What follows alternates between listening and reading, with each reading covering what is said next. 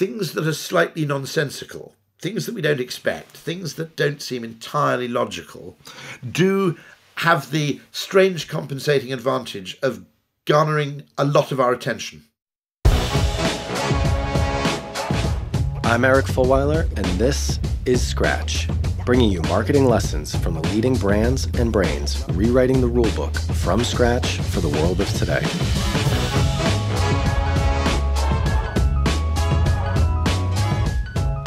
All right, our guest today, because I'm joined by my co-founder and co-host now, Dubose, for this episode. Our guest today is literally the one and only. Yeah, you could say that for a lot of people. Rory is a one and only.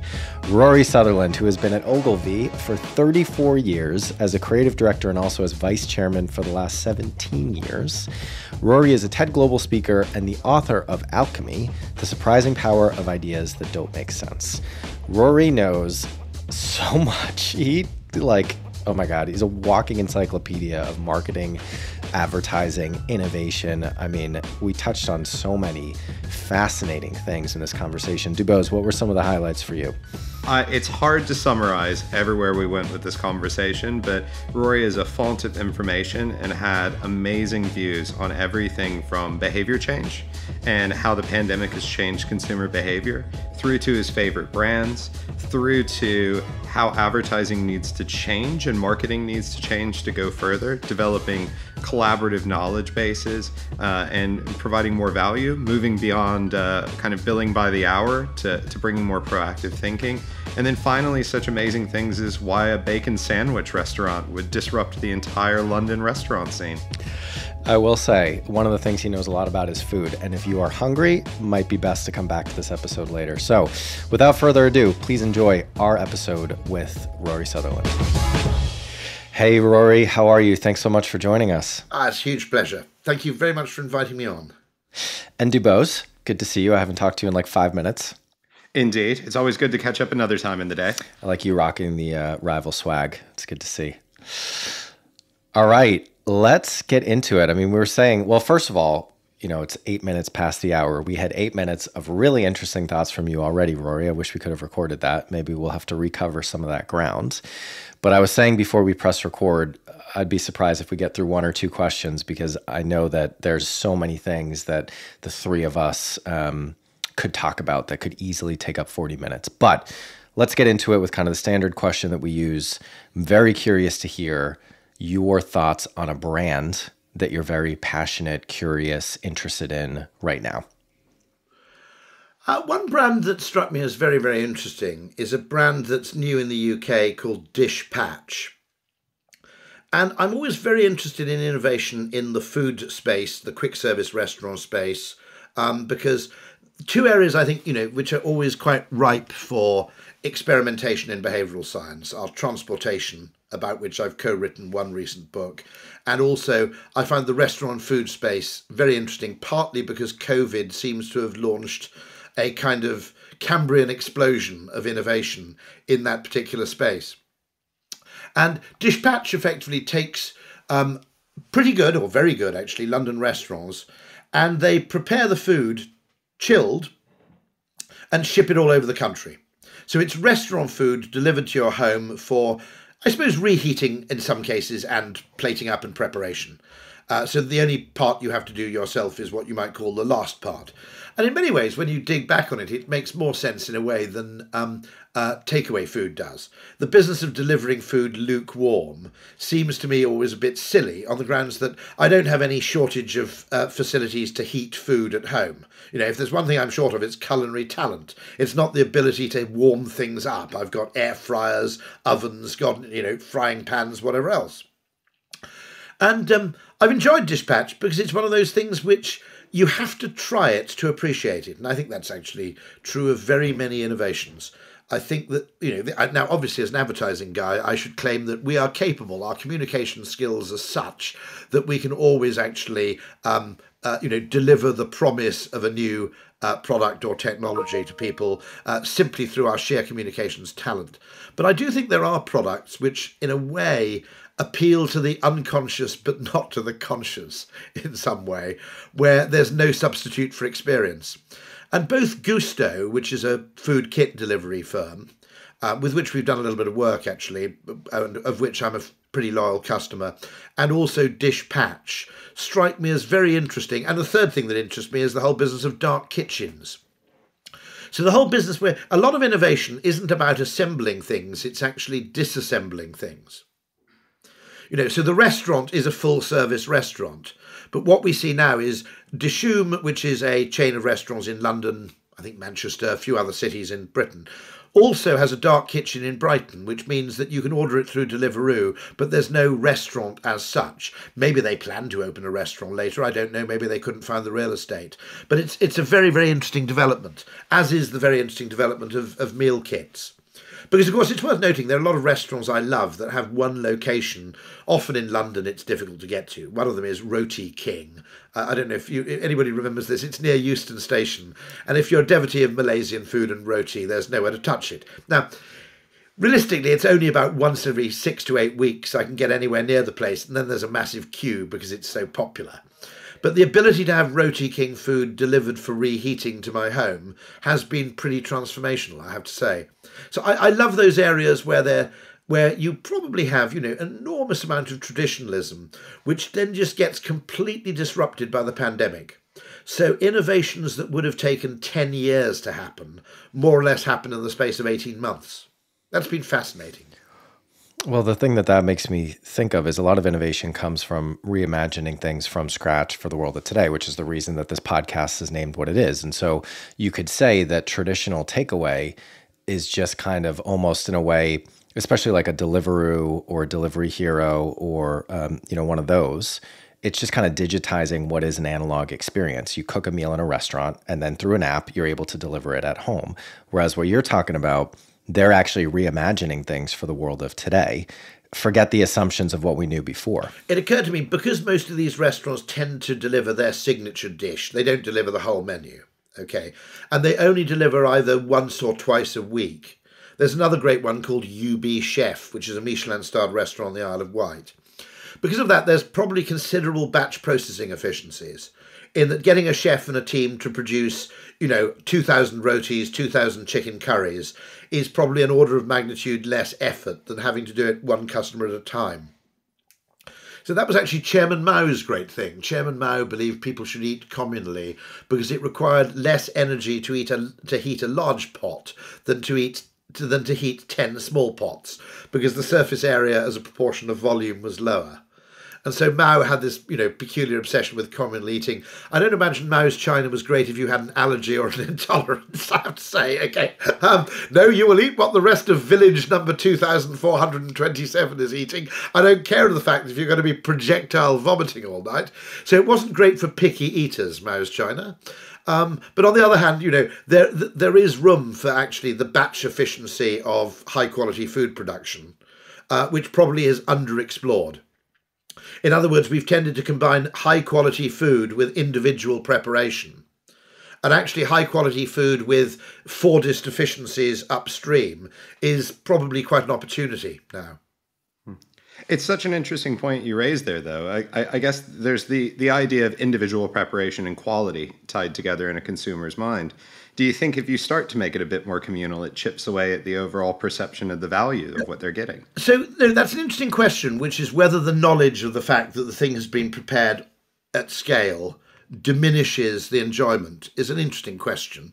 My hunch is because it's consumed in isolation, you probably don't get that effect. It's worth noting, of course, that some of the greatest restaurants in the world, there are a couple in California, only have one menu. So you basically turn up, there are very, very fine restaurants, which effectively, I think it's the French Laundry, is it somewhere? There are a few places in California where you turn up. Alice What's-Her-Name's restaurant was like that. You turned up and you had whatever she wanted to serve you that day. There was no question of,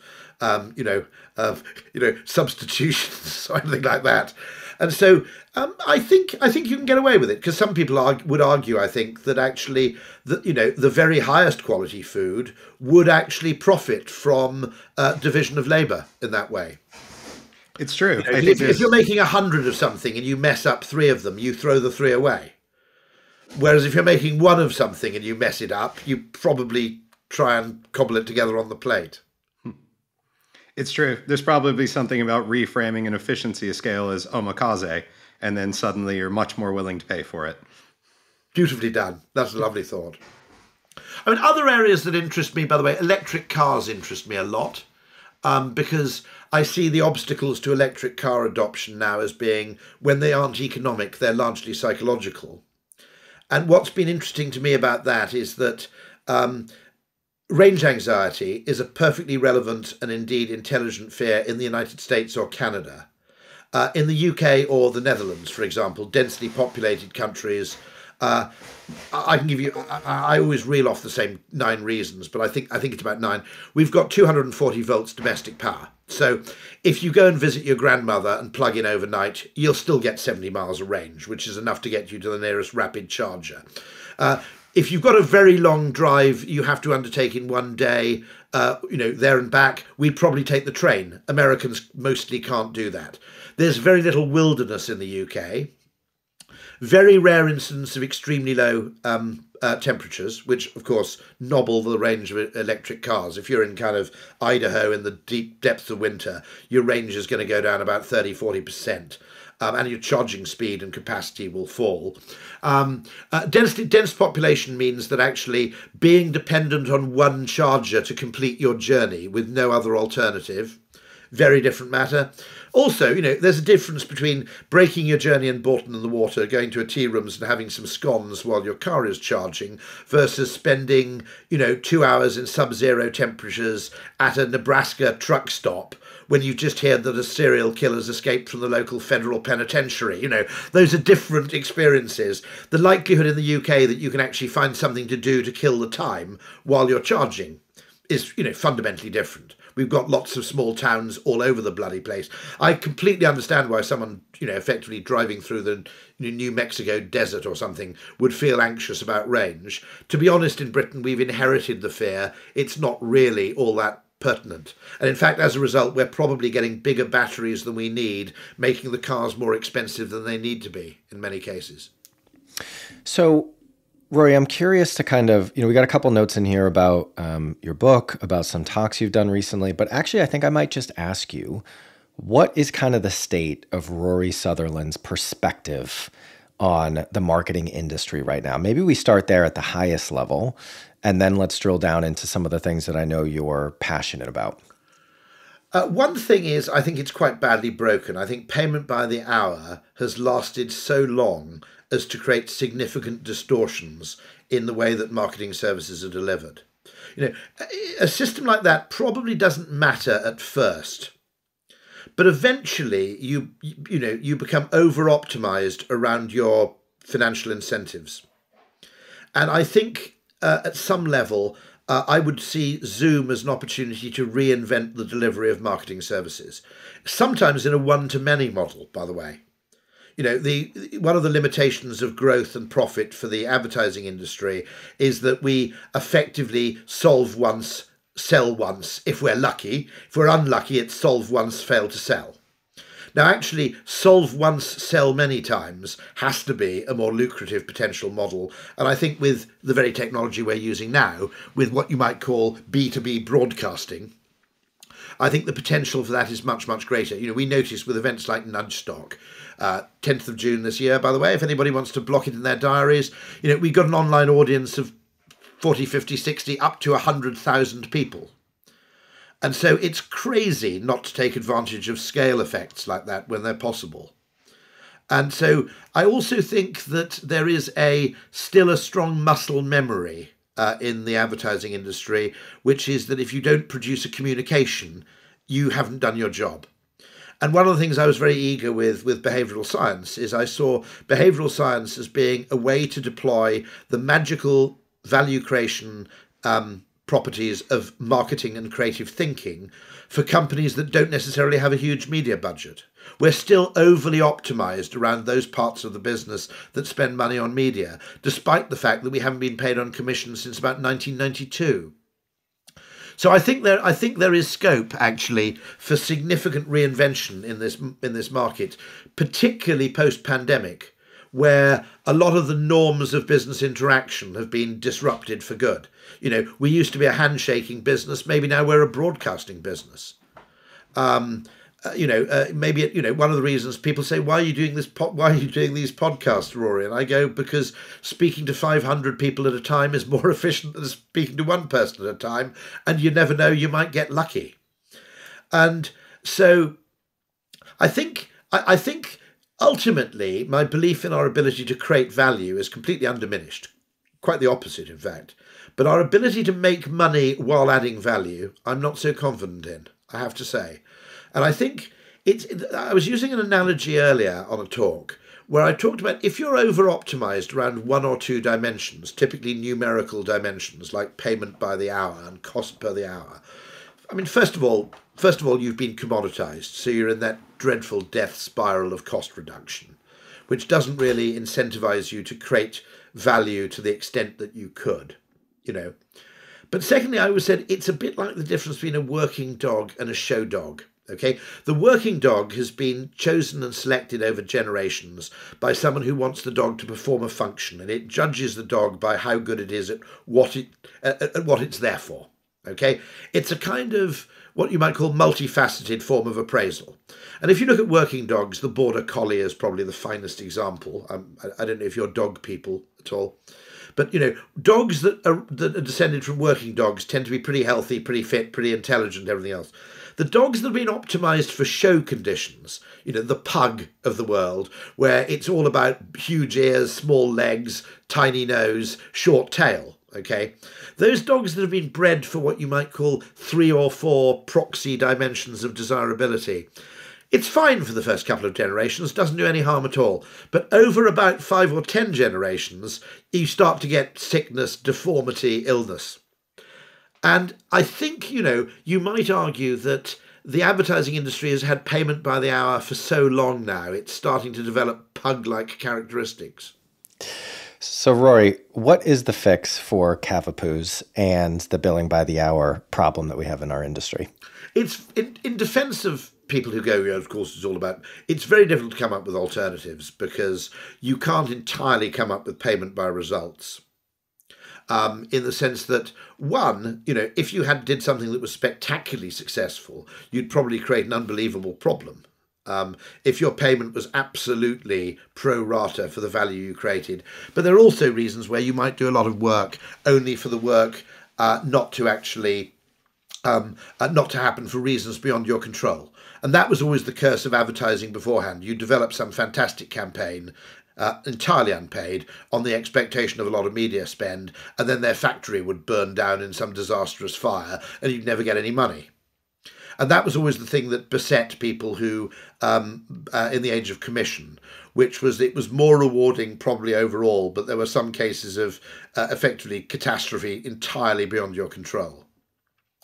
The only thing I would say is that it probably has, payment by the hour has meant that there are too many account people and too few creative people generally, because it's easier to sell people who report directly to one client than people who maybe actually cross-client. I think it's distorted the relative numbers in the advertising industry. And I think it's also probably made us less proactive. I think that under commission, if you could think up an idea which involved extra work but opportunity, there was a big incentive to actually go and effectively proactively suggest ideas, solutions, and so forth. And I think we've become a little bit reactive and probably, to be honest, psychologically also a little bit too deferential as well. I think we've lost a little bit of our swagger because it's no longer these guys make money from the media and they agree to work with us. It's kind of dance for me, monkey boy. It's a fundamentally different dynamic in the relationship as well. I mean, it's a mixed. I don't have the solution. I do think there is an interesting solution, which is in probably somewhere between the agency and the event space. In getting a mixture of people together to work on a problem. I think the hackathon model, incredibly bright person who's just left VCCP as a planner, who's called Amelia Terode. I noticed that her new agency, effectively, they discovered that the thing the clients really valued was the hackathon model. And by the way, there's a big advantage to the hackathon model, I think, which is that you can bring people in who are not only marketers. You can bring in people from operations, you can bring in people from finance, you can bring in people from new product development, okay, into a hackathon. And you can create something much more multidisciplinary in its problem solving. When I was a creative director in Ogilvy and Mather Direct, or Ogilvy One as it then was, I had a rule, and I said it's a terribly pessimistic rule, but quite often creative teams would come up with a brilliant solution to a problem, but it wasn't a pure pay and play communication solution. It involved changing the pricing, changing the distribution, doing something outside the realm of mainstream marcoms. Horrible phrase, but I used it anyway. Okay. And I always had the rule, which is that if any idea you have requires someone in marketing to phone up someone outside marketing, that idea will never happen. Now, the hackathon might be a way to actually preempt that problem by having those people in from different disciplines at the beginning. Very interesting, Tesco. I learned from Tesco that whenever they have any kind of brainstorming, it is mandatory, I think, in a Tesco brainstorm of any size, that you have 2 store managers. And the idea is that store managers are kind of in charge of everything, and they can make things happen, and they can also tell you when things can't happen because they understand the practicalities of everything. And I thought that was a very smart thing from Tesco. You have to have these 2 store managers who have to come in and both provide you with sanity, which is not a bad thing in a hackathon. Otherwise, you can tend to get into sort of delusional territory. But they can also, if they like an idea, they just go, well, okay, I'm going to try that in my store. I think there was a brilliant one, which was an idea about changing the labelling so that when you marked down sandwiches, you only had to stick the new price label on once rather than twice. You know, that was one of the ideas that emerged from one of those things. Because I think the barcode was on a separate... The barcode might have been on the hypotenuse and the price label might have been on the baseline. And so every time you changed the price of a sandwich, you had to cover up both, I think. I think it's such an interesting point you raised there about the implementation of the ideas, often holding ideas back. I guess one of the things I'd be curious to know a bit more about as well is, I think, is marketing holding itself back sometimes from scaling based on the idea of approaching every problem fresh? I think one of the things I think you've spoken about before as well is the ability to kind of stand on the shoulder of experience, the idea of collective knowledge within the industry. You look at something like law or something like medicine, and there's a real understanding that the things that have come before can help to inform new solutions. That's my major hope for behavioural science, because by codifying findings and by finding recurring patterns, it makes it much easier. We do a thing in the behavioural science practice here called lateral category analysis, and it's based on a kind of slightly the insight from Triz, which is your problem has probably already been solved. It's just been solved in a category different to your own. Okay. And so one of the things we try and do is we try and codify clever ideas. Now, you know, an interesting example, okay, which was basically waiting to be had, just as every time I meet anybody from a large multinational food and beverage firm, I ask them, why has nobody done the Nespresso of tea? Okay, because it seems to be such a screamingly obvious category crying out for innovation. Okay, just as I was asked that, I spent a few years going, I couldn't understand why so few people... Now, Tesco has now done it with Clubcard Plus, but so few people copied that Amazon Prime model, you know, which is you make a commitment, okay, it costs you money, but in return, you will get recurring savings which increase with the extent of your loyalty and frequency of purchase, okay? Now, actually, without Amazon Prime, Amazon probably wouldn't have any super frequent customers because... You know, whereas 10 people don't mind paying for delivery once a month, one person isn't going to pay for delivery 10 times a month. But it always struck me that the Amazon Prime model was one which almost anybody could adopt. Your airlines could. Actually, EasyJet did, but that was partly me. So I was the co-inventor of a thing called EasyJet Plus, where you paid about £80 a year, and it meant that when you flew, you tended to get the upfront seating and was it a bit of baggage allowance? So about, I think you got speedy boarding and upfront seating route every time for free. So it was a kind of Amazon Prime for EasyJet. And but it's surprising to me how few people have attempted to replicate that, I have to say, because it strikes me as, you know, a very clear pattern. How it works is patently, clear, and that strikes me as odd. And so I think one of the great things about behavioural science is by codifying, data only gives you the what, behavioural science gives you the why. And if you know the why, you can see recurring patterns in human behaviour and preference and so forth. And you can, what it enables you to do is to enjoy that efficiency of redeploying an idea from one place to somewhere else. And I don't think advertising, which was overly focused on the brand level of decision making, not that brands aren't important, but they're not the only game in town, okay? Brands are hugely important, but nonetheless, you know, not every problem is a brand problem necessarily. You know, it could be a channel problem or whatever, okay? So I think there's something really important there, which is that the ability to effectively stand on the shoulders of giants, if you like, or to build on past experience, I think is made possible by behavioural science because it has this kind of Linnaean system of classifying and codifying different behavioural tendencies or anomalies. So, Rory, I'm interested to take the conversation around behavioral science down a level and try to make it actionable for people listening.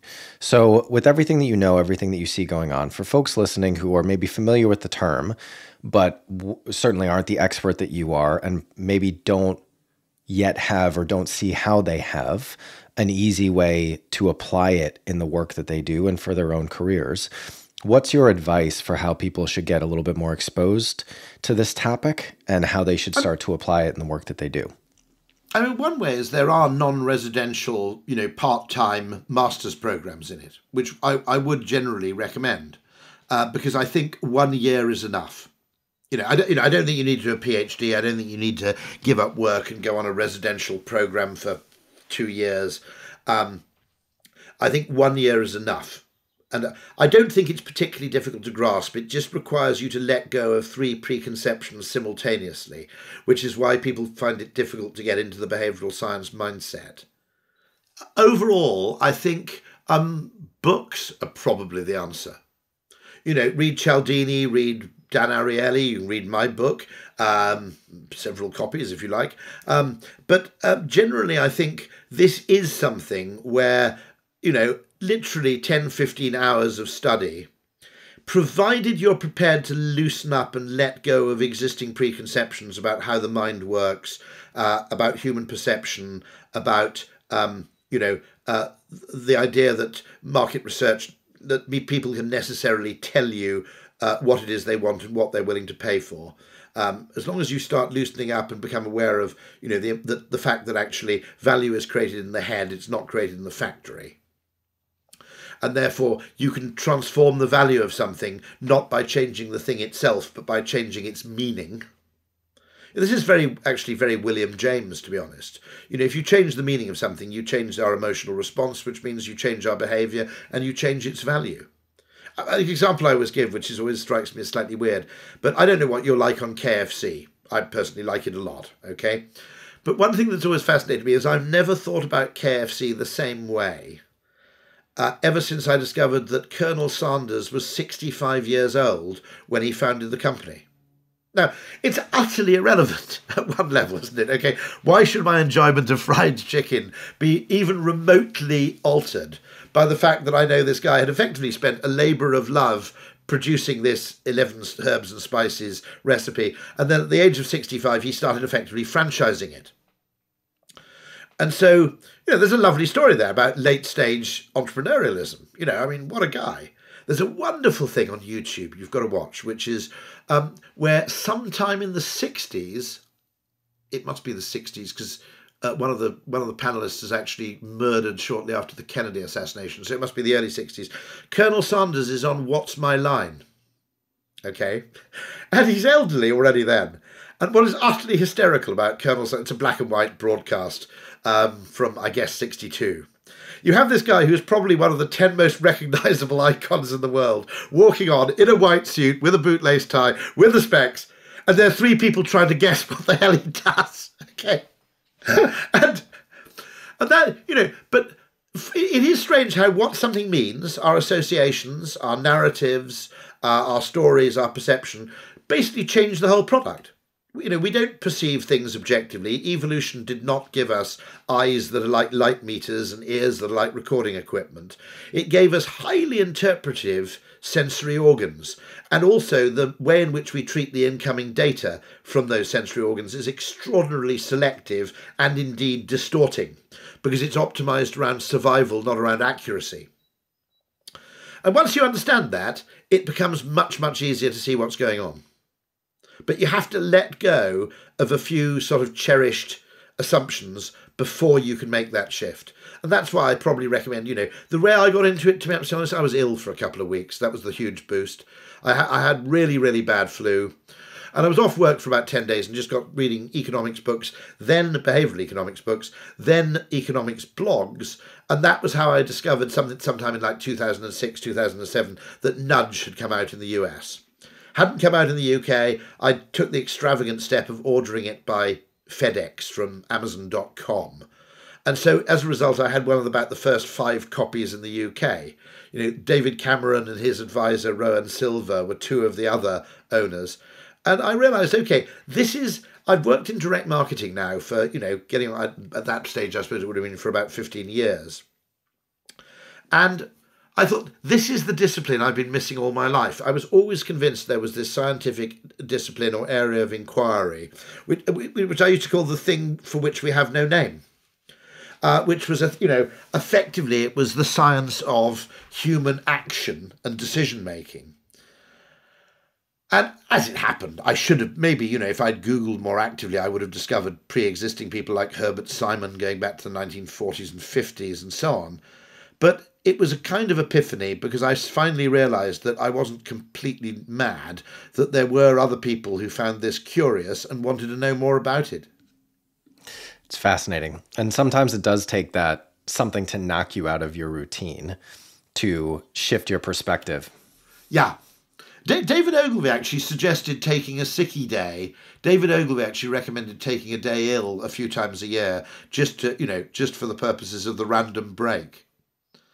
And also, I think the other reason he recommended it is so you could see what people were watching on television during the day. You could see what it was like to live, for example, 1950s housewife existence, or what life was like from 9 to 5 when you were normally in the office. But I think just as the pandemic probably accelerated innovation in quite a few fields. I think it's partly because unusual circumstances provide permission to fail, by the way. I think it changes people's attitude to risk. If you have, it's rather like necessity being the mother of invention.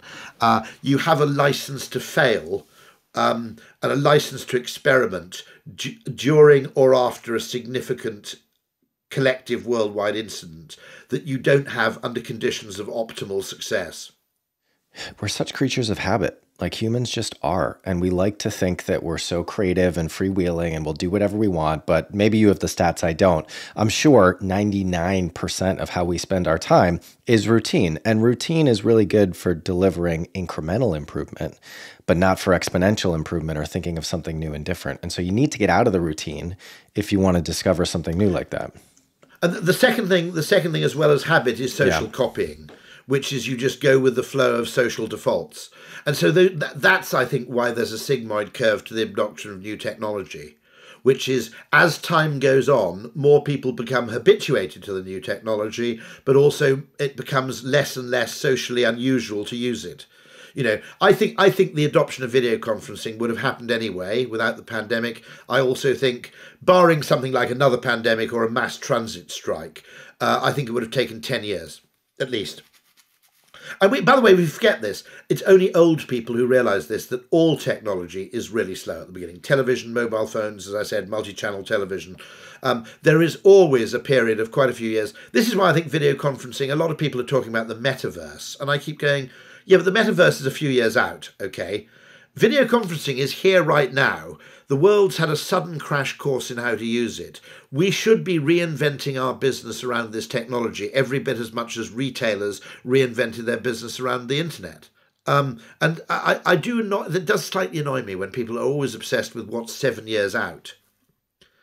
An awful lot of that stuff ends up going nowhere. It's so true. Anyway. I mean, I guess when we talk about behavioral science, one of the things I'd be intrigued to know is, Where do you see consumer behavior going post-pandemic? We've talked a lot about innovation and the ability to ride the headwinds of the disruption of COVID, but I think there is also the idea of behavioral inertia. People may go back to what they did before. Where do you see this going? I don't. Now, interesting. I'm probably going to disagree with that for the most part.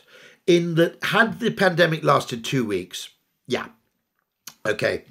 And Roger L. Martin has written a very good thing on this. He said everybody's saying you want staff to go back to the office as though it's the resumption. Okay.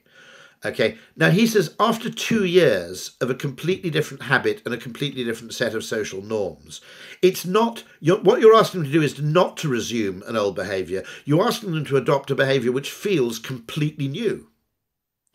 And so, actually getting people to go back to the office now is really not a question of saying, hey, you remember 2019? It's like that. You can't unlearn what you've learned over these last 2 years. So I don't think it is a resumption at all. I think it's actually asked. 2 weeks ago, I went into London. I live just outside London, just outside the M25 in Kent. And 2 weeks ago, I went into London for various reasons, 5 days in the week, all 5 days. And by Thursday, I was going, this is fucking ridiculous, right? I'm not doing this again. And I sort of rang up my PA and said, I don't want any more weeks like this. It's just absolute bollocks. I can't get anything done because I'm always moving about. What it is that, of course, perception is comparative. And when something's normal, you've never known anything else, you keep on doing it.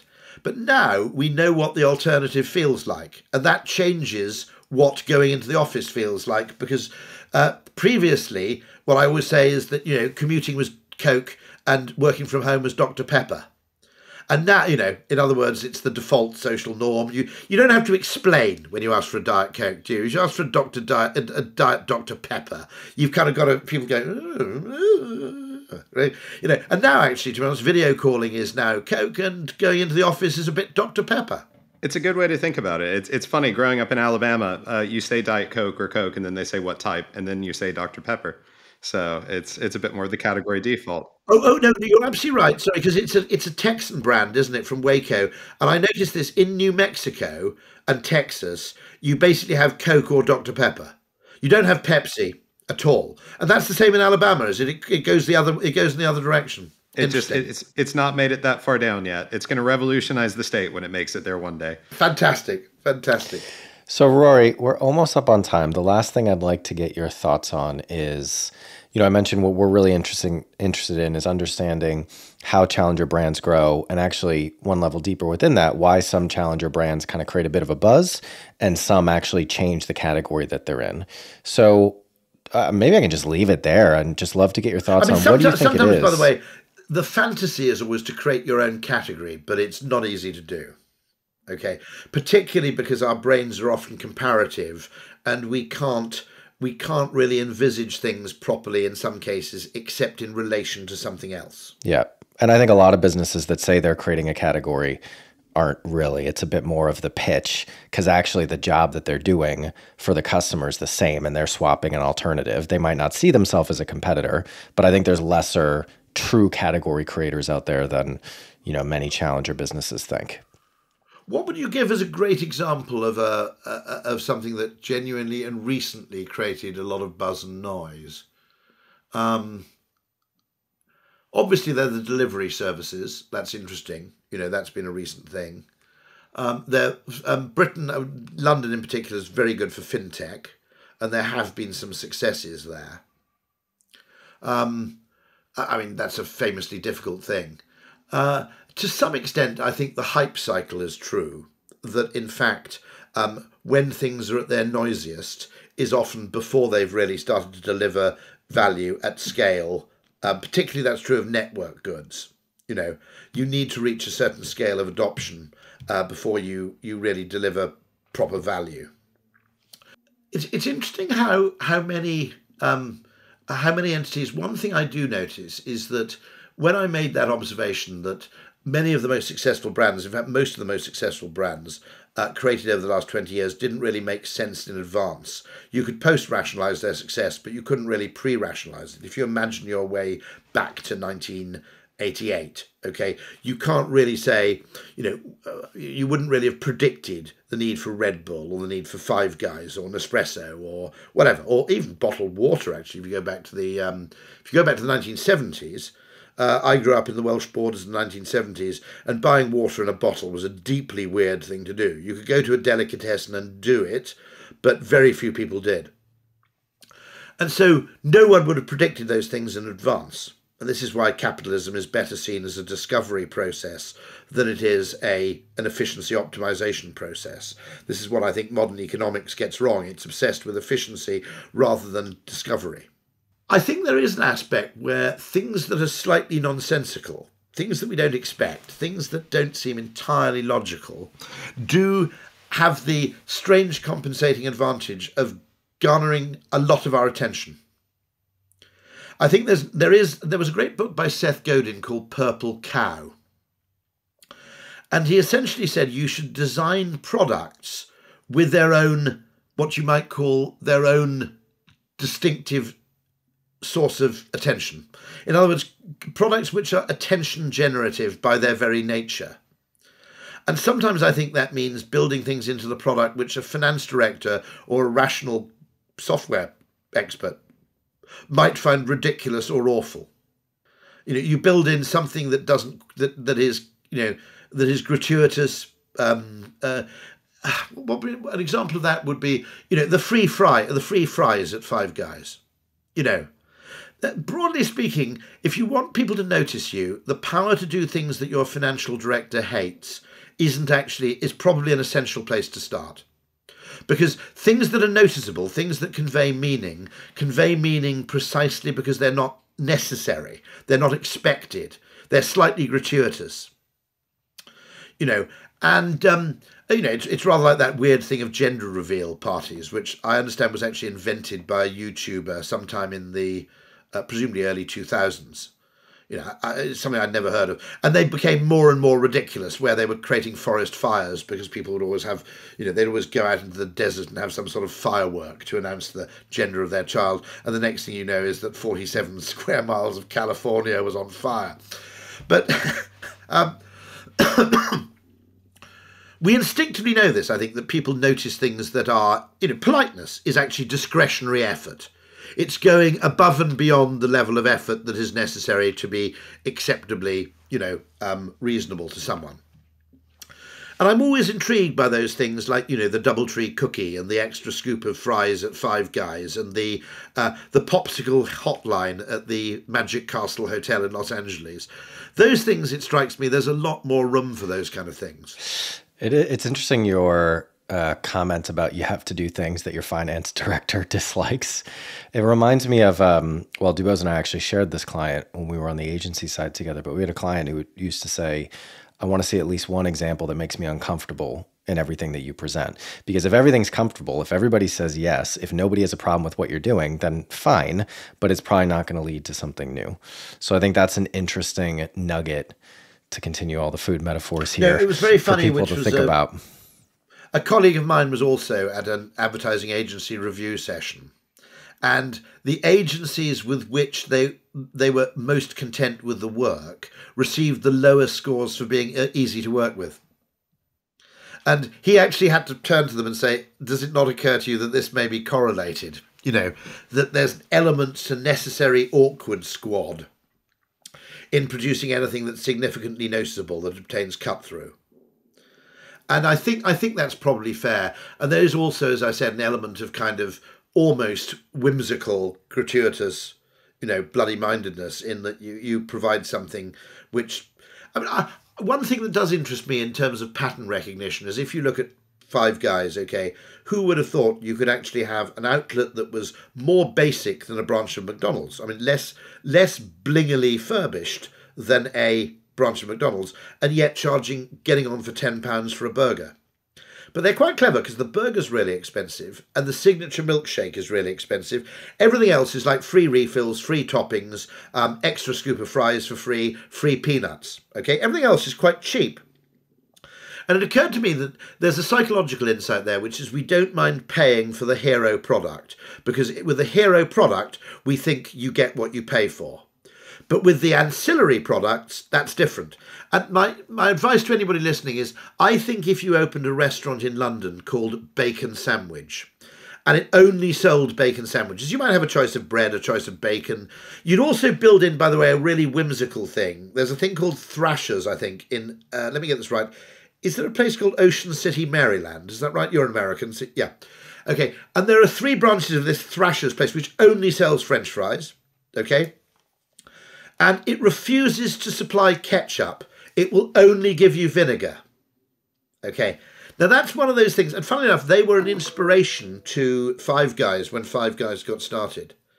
And they're obsessed about where they get their potatoes from. They're obsessed about how they cook them, how they fry them. But then they have this really weird rule, which is not so weird in the UK, but in the US, no ketchup, no mayonnaise. You can have vinegar and you can have salt, and then you can piss off. That's really extreme. I mean, that's fighting talk, right?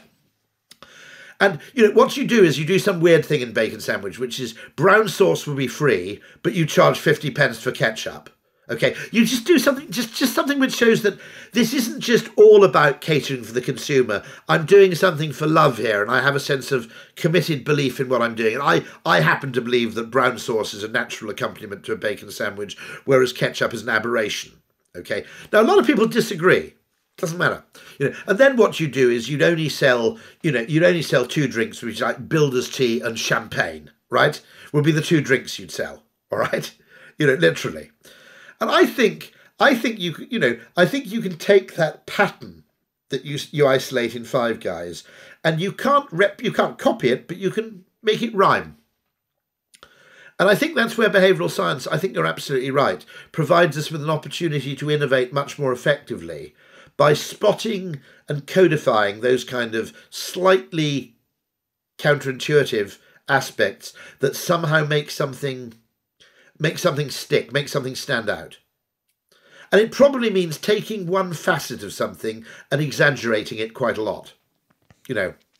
Well, I'm hungry now, so we've at least accomplished that. Sorry, but I think there's too much there's a lot of great stuff in there. Rory, unfortunately, we're out of time, but we really appreciate you taking the time to come and chat with us. If people want to find out more about you, what you're up to, your book, what's the best place for us to send them to?